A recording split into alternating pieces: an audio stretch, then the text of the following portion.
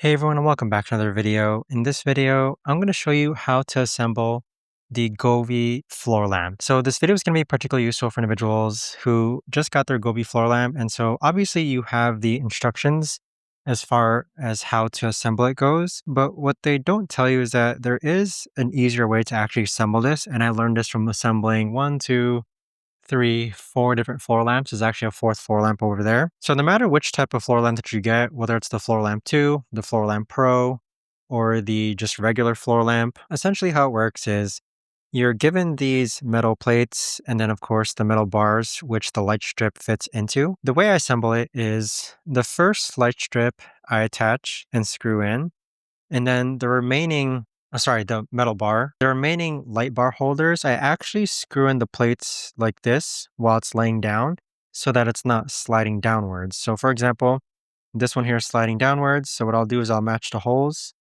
I'll take the screwdriver, I'll take the 2 screws and screw it in so that it's like this. And then once you're ready, you could actually go ahead and let's say that this was the final piece. You can place it on top just like this. And because of the 2 top screws are already screwed in, it'll hold in place like that. So then you can just screw in the remaining 2 at the end here.